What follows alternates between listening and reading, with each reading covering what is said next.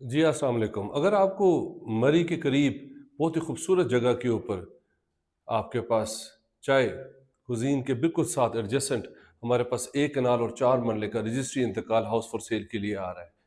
Ground plus 5 open basements हैं। मैं आपको ज़रा इसके रूफटॉप से व्यू दिखाता हूँ, आप हैरान हो जाएँगे। यहाँ से पिंडी पॉइंट आप व्यू कर सकते हैं। खूबसूरत कंस्ट्रक्शन हुई हुई है, टॉप असेसिस इंस्टॉल्ड है।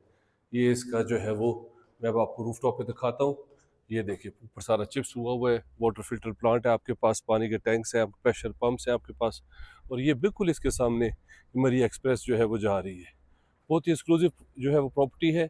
इसमें आपके पास 14 बेडरूम्स हैं, आपके पास बड़े हॉल्स हैं, आपके पास थिएटर की स्पेस है, आपके पास यहाँ पे ये जिम की स्पेस है आपके पास और यहाँ पे सर्वेंट क्वार्टर्स हैं आपके पास, यहाँ पे पोर्च है और ये देखिए बैक लाइफ टाइम आपके पास ओपन व्यू रहेगा। अगर आप इस तरह की प्रॉपर्टी में इंटरेस्टेड हैं, मेरे नंबर पे कॉल कर लें, चैनल को सब्सक्राइब कर लें। Thank you very much.